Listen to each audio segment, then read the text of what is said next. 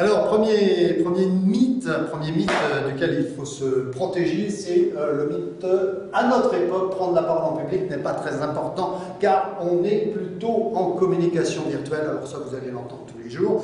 Ce qui est important, c'est l'électronique, c'est l'Internet, etc.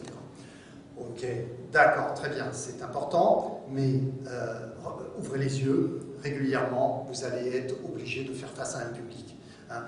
L'être humain est un animal social, l'être humain est là pour échanger, il y a de la chimie, voire de l'alchimie, prenez les commerciaux. Les vrais commerciaux, ils se déplacent. Les faux commerciaux, ils restent chez eux et puis ils envoient des emails et puis ils font des zooms limités, etc.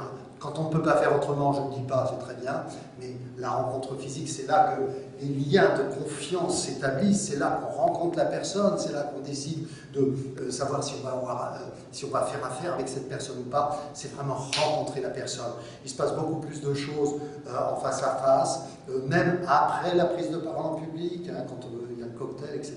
Il se passe des choses. Donc, la prise de parole en public, elle est importante. La communication virtuelle est un aspect de la communication, de la prise de parole en public.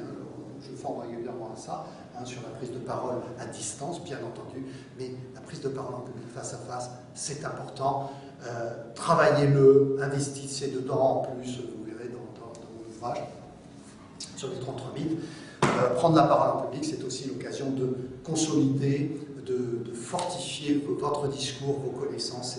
Ce sont des pas que l'on fait parce qu'on justifie son discours, on justifie ses idées, ses messages, ses arguments, etc. Donc, non, la communication, la prise de parole en public est bien là, elle est là pour rester, les vrais échanges, et la communication virtuelle, c'est un canal parmi d'autres. On se retrouve juste après pour le mythe numéro 2.